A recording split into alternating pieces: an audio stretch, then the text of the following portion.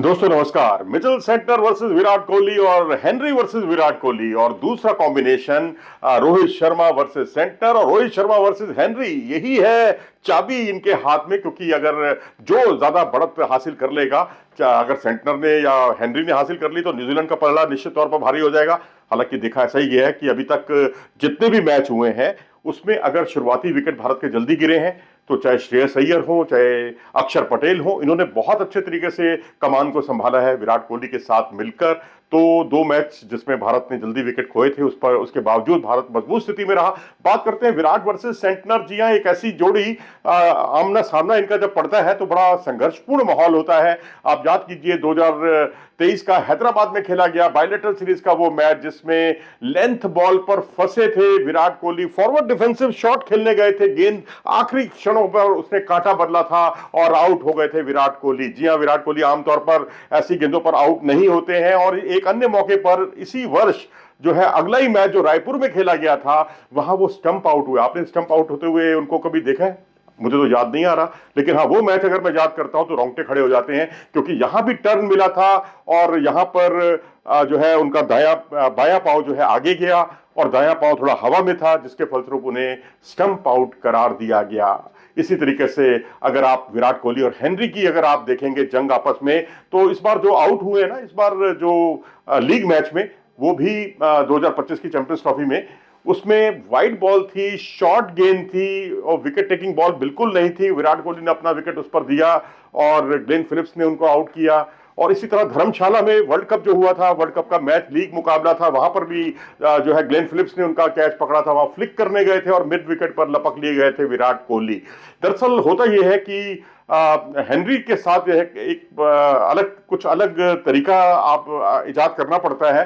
क्योंकि एशिया में वो जितने भी मैचेस हुए हैं उनका स्ट्राइक रेट बहुत ही गजब का रहता है। ओवरऑल अगर देखें तो शमी और स्टार्क के बाद एशिया में वो तीसरा उनका बेस्ट स्ट्राइक रेट रहा है और न्यूजीलैंड की तरफ से सबसे अच्छा उन्हीं का स्ट्राइक रेट रहा है। रिलीज पॉइंट अगर आप देखेंगे इनका, तो शेन बॉन्ड जो न्यूजीलैंड के तेज गेंदबाज हुआ करते थे, उनका और इनका रिलीज पॉइंट करीब करीब एक जैसा लगता है। एक्शन देखने में बहुत मजा आता है और अच्छा लगता है। और इसके अलावा लाइन जो है लेंथ के लिए पेस से समझौता नहीं करते, लाइन लेंथ के लिए बिल्कुल पेस से समझौता नहीं करते। ये मैकग्रा की याद दिलाते हैं ऐसे मामले में। और 2025 तो इनका इतना अच्छा गया है कि 24 इन्होंने विकेट चटकाए हैं केवल 9 मैचों में। इससे आप अंदाजा लगा सकते हैं उनकी ताकत का, उनकी काबिलियत का। और शमी की तरह ही अगर देखें तो ये नई गेंद से भी और पुरानी गेंद से भी दोनों से कहर बरपाते हैं, तो ये बहुत देखने में अच्छा लगता है। चलिए अब रोहित शर्मा की बात करते हैं। रोहित शर्मा वर्सेस हेनरी और Rohit Sharma versus Mitchell Santner. 2019 की बात है जी। 2019 में ये स्टंप आउट हुए थे। जैसे विराट कोहली आउट हुए थे स्टंप आउट सेंटनर के सामने, ऐसे ही रोहित शर्मा भी फंसे थे और वो भी स्टंप आउट हुए थे। लाथम ने उनको स्टंप आउट किया था। माउंट मानगुनई में वो मैच खेला गया था। और उसके बाद वो जो गेंद थी वो लूपी गेंद थी, फ्लाइट किया था, लूप लेती हुई गेंद थी, नीचे आई और जिसके फलस्वरूप वो उस पर समझ नहीं पाए और वो स्टेप आउट करने चले गए और स्टेप आउट करना उनको बहुत भारी पड़ा था। मिचेल सेंटनर के साथ अच्छी बात यह है कि पिछले 2-3 साल में इन्होंने अपने खेल को बिल्कुल फर्श से अर्श तक पहुंचा दिया है। क्योंकि एक ऐसा प्लेयर जो जिनकी गेंद टर्न नहीं होती थी, बहुत कम टर्न होती थी, गति परिवर्तन इतना जबरदस्त है कि एक 102 किलोमीटर प्रति घंटे की रफ्तार से और फिर धीरे धीरे करके कुछ गेंदें इनकी 75 या 80 के आसपास रहती हैं। तो इससे हम अंदाजा लगा सकते हैं इतना जबरदस्त गति परिवर्तन है इस खिलाड़ी के अंदर। वो वाकई काबिले तारीफ है। और टर्न जो है अब इनको काफी मिलने लगा है। चेन्नई सुपर किंग्स की तरफ से खेल रहे थे, पिछले 5 साल में केवल 18 मैच नहीं मिल पाए। रविंद्र जडेजा को देख देख कर ये भी कलाकार बन गए हैं, अच्छे खिलाड़ी बन गए हैं और अब तो बहुत अपोनेंट टीमों के लिए काफी खतरा भी है।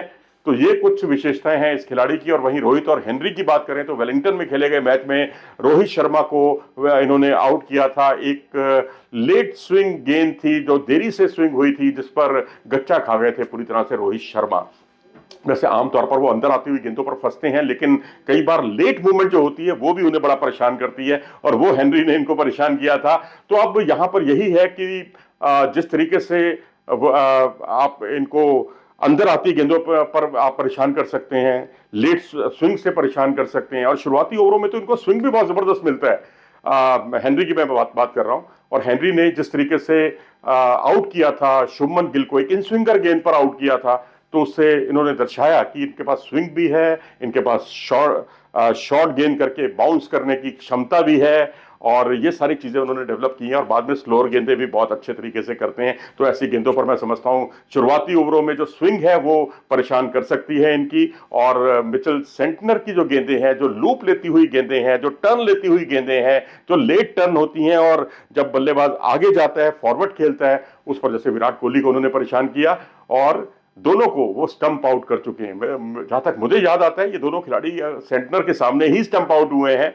तो ये अपने आप में इनकी बहुत बड़ी काबिलियत है। तो इस काबिलियत से बचकर रहना होगा विराट को भी, रोहित को भी।